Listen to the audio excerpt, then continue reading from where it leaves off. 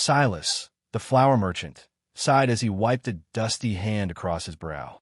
His apron, once white, was now a pale shadow, forever stained with the fine powder of his trade. He looked at his ledger, a thick book with many empty pages.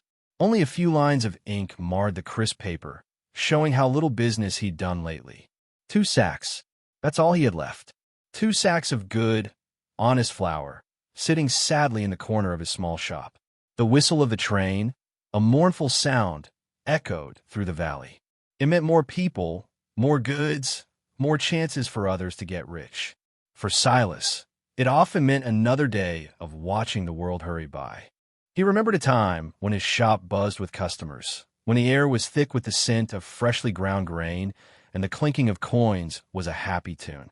Now, only the dust motes danced in the sunlight that streamed through his grimy window. He loved his flour. He loved the feel of it sifting through his fingers, the way it promised warm bread and happy bellies. But love didn't pay the bills. His boots were worn thin, and his stomach rumbled more often than he cared to admit. Still, Silas was a kind man, with a gentle spirit that hadn't been crushed by his hard times. He always found a way to share a smile, even when his heart felt heavy. He knew he had to do something, anything, to keep his little shop and himself afloat. Silas took a deep breath, pushing aside his worries for a moment. He dusted off his apron and stepped out of his quiet shop, heading towards the heart of town. The air changed as he walked, growing thick with the smells of the bustling town square. Sawdust from a new saloon mixed with the sharp scent of horse sweat and the sweet promise of baked goods from the nearby market stalls. Train whistles shrieked, announcing arrivals and departures, adding to the noisy symphony of life. Wagons rumbled, their wheels kicking up dust, and voices mingled in a loud hum. He pushed through the crowd, his eyes scanning for anything that might offer a chance for a small trade, a way to earn a few coins. But then, a strange quiet fell over one part of the square, drawing his attention. People were gathered in a tight circle, their faces grim. Silas squeezed through the onlookers, his heart sinking with each step.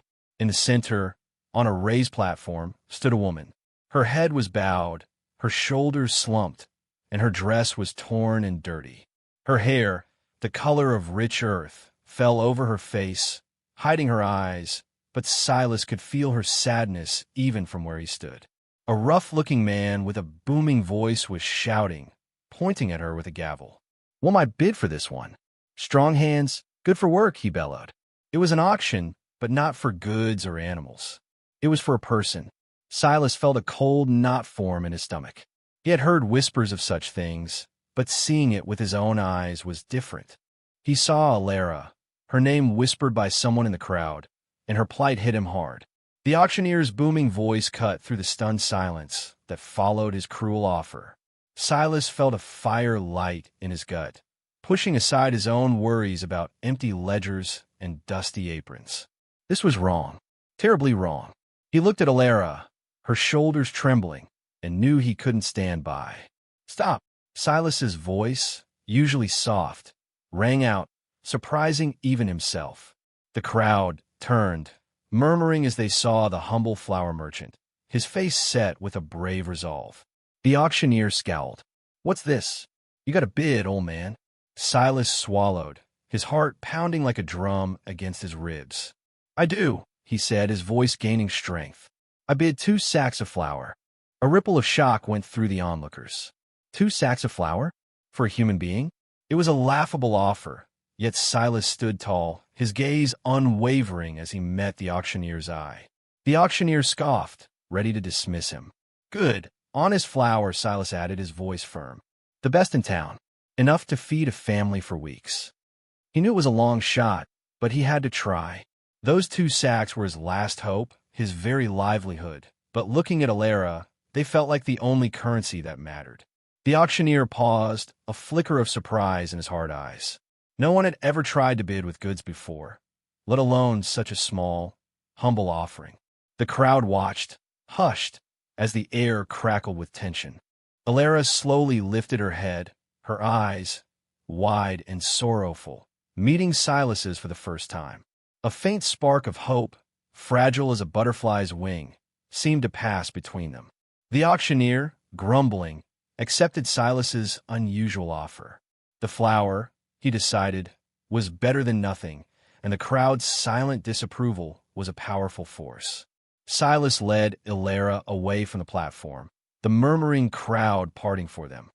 He took her back to his small, quiet shop, offering her a seat on an overturned crate. The faint scent of flower was comforting after the harshness of the square. Ilera, her voice soft and tired, began to speak. "Thank you, good sir. You saved me from a terrible fate." Silas waved a hand.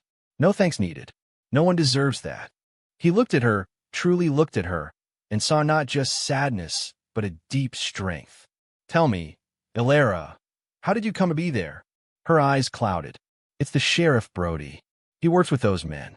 They take folks who owe a small debt, or who have no one to speak for them, and they put them up for sale. He makes sure no one interferes, and he gets a cut of the money." Her voice hardened with a quiet fury. "He's a snake, wearing a badge."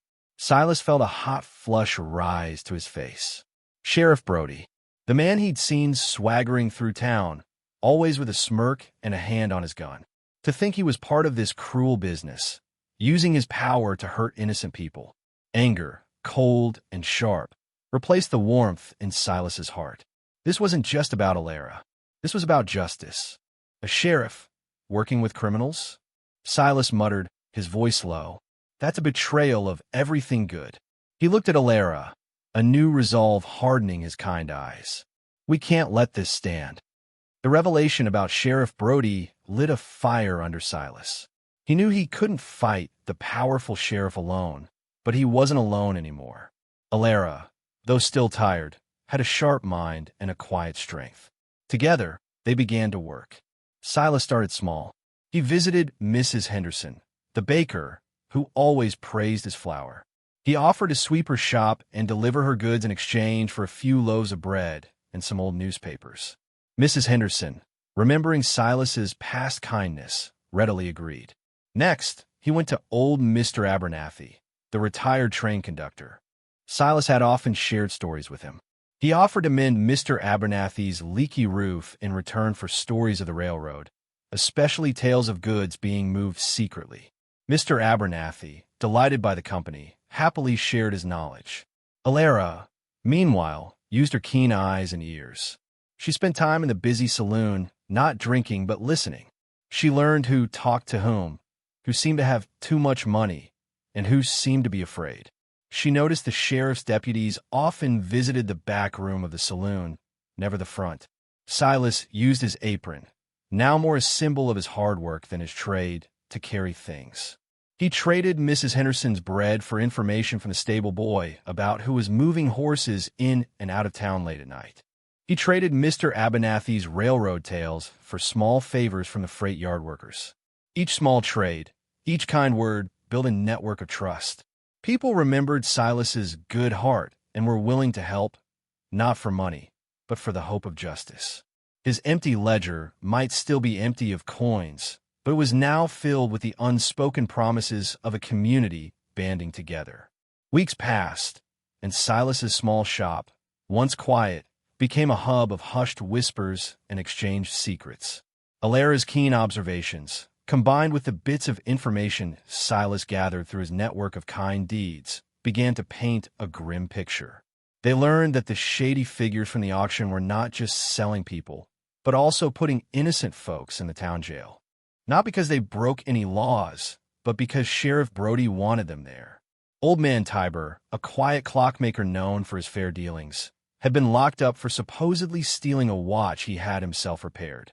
Sarah, the young woman who worked at the general store, was thrown in for disorderly conduct after she refused Sheriff Brody's unwanted attentions. It became chillingly clear that Sheriff Brody was using the jail as his own private holding pen, waiting to deliver more victims to the auction ring. One evening, as the last rays of sun faded from the sky, Silas and Ilera sat by the faint glow of an oil lamp. Silas traced patterns in the dust on his worn counter. "It's worse than we thought," he murmured, his voice heavy. "He's not just part of it, Ilera. He's making it happen. All those good people locked away for nothing." Alara nodded, her face grim. They need help, Silas. They have no one else. Silas looked at his empty ledger, then at the small, growing pile of notes and whispers they had collected. His heart ached for the prisoners. He had freed Alara with his last flower, but now the stakes were much higher. This wasn't about one person anymore.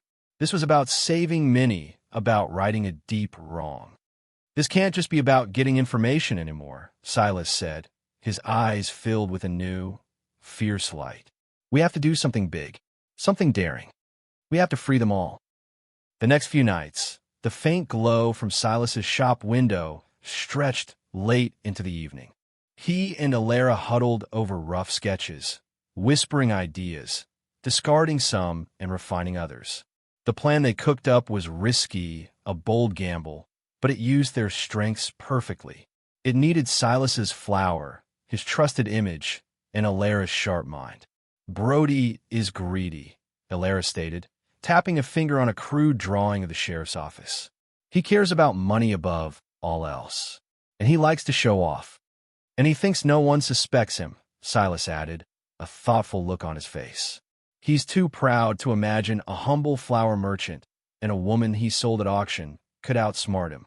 Their plan revolved around a false trail, a rumor spread through the very network Silas had built. The rumor would speak of a hidden cache of gold, recently arrived by train, meant for a secret exchange. The exchange would supposedly happen late one night in an old, abandoned warehouse near the rail yard, a place Alara knew well from her observations. But how to make Brody believe it? That's where Silas's flower came in. They would prepare a special delivery, heavy sacks filled not with gold, but with flour carefully weighed to feel like gold. Alara, using her cleverness, would arrange for a coded message to reach Brody's ears, making him think he was getting a secret tip from one of his own men. The idea was to draw Brody and his most trusted deputies away from the jail, leaving it vulnerable. They would use the element of surprise and Brody's own greed against him. It was a bold idea, born of desperation and courage. The night of the sting arrived, dark and moonless, perfect for their daring plan. Alara, dressed in simple, dark clothes, moved like a shadow through the back alleys of town.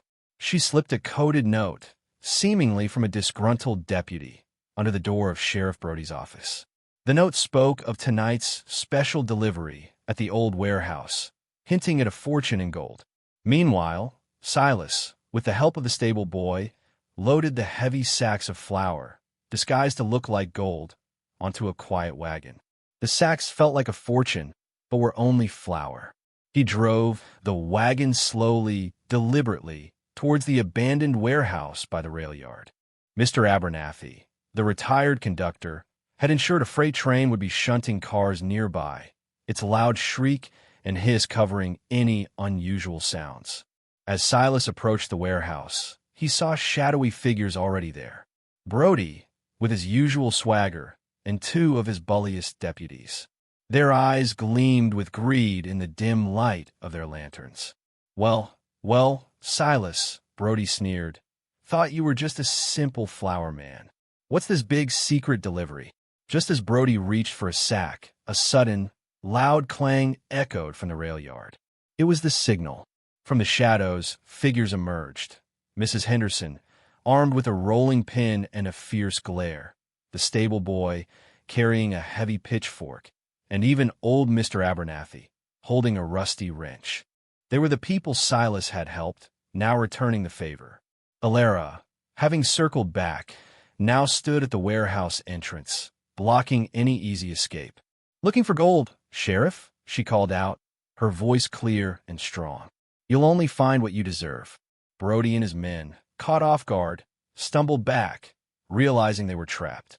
The moment Alara spoke, a wave of understanding washed over Brody. His face, usually smug, twisted into a mask of pure rage and disbelief. He had been outsmarted by a flower merchant and a woman he had auctioned off. He lunged, but Silas's new allies were ready. Mrs. Henderson swung her rolling pin with surprising speed, catching a deputy on the shin. The stable boy expertly used his pitchfork to keep another at bay, while Mr. Abernathy, despite his age, moved with surprising agility, using his wrench to disarm a third.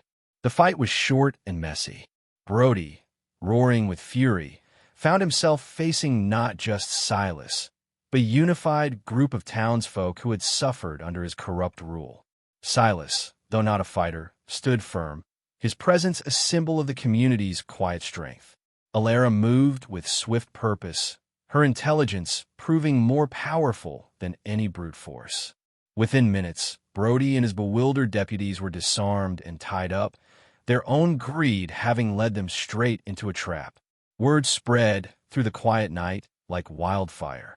The whistle of a train, this time a joyful sound, seemed to carry the news. By morning, a crowd had gathered at the warehouse, not with grim faces, but with cheers and shouts of relief. When Silas and Alara, with the help of the newly freed townsfolk, marched Brody and his men into the town square, a mighty cheer erupted. The sight of the disgraced sheriff, no longer swaggering, brought tears to many eyes. Justice, long overdue, had finally arrived. The town, once living in fear, breathed a collective sigh of freedom. With Brody and his crooked deputies secured, Silas and Alara wasted no time. Silas, with a borrowed set of keys, headed straight for the town jail. The rusty lock groaned open, and a wave of relief washed over the faces of the men and women inside. Old man Tiber blinked in the sudden light, his face pale but his eyes bright with hope. Sarah, the general store worker, wept tears of joy as she stepped out into the morning sun. Each person released was a testament to Brody's wickedness and Silas and Alara's bravery. Silas, helped by Alara and the townsfolk who had gathered, made sure everyone had food and clean water. He even offered some of his remaining flour to Mrs. Henderson to bake fresh bread for the newly freed prisoners. The jail, once a place of fear and despair, was now filled with happy sounds of reunions and thanks. The news spread beyond the town square. People who had been afraid to speak out against Brody now came forward, sharing their own stories of injustice. The town council, ashamed of their blindness, promised to find a truly honest sheriff. The auction ring, now without Brody's protection, quickly dissolved. Its members, fearing the wrath of the newly empowered town, packed up their cruel trade and fled. The air in town felt lighter. Children played in the streets without fear, and adults walked with a newfound spring in their step. The train whistles no longer sounded mournful, but carried the promise of fair trade and honest dealings. The town was safe. It was happy, and it was all thanks to a kind flour merchant and a brave woman who refused to be broken. The days of Silas's empty ledger and dusty apron being symbols of his hardship were over. He was no longer just a flour merchant. He was a hero. The townsfolk, grateful for his courage, flocked to his shop. They wanted his flour, yes, but more than that, they wanted to thank him, to share stories, and to offer help. His ledger quickly filled with new orders, and the clinking of coins was once again a happy sound in his small shop. Alara, too, found her place. Her sharp mind and keen observations, once used to survive, were now put to good use. She became Silas's trusted partner, not just in business, but in helping the town grow. Together, they started a fund for those who had been wronged by Brody, helping them rebuild their lives.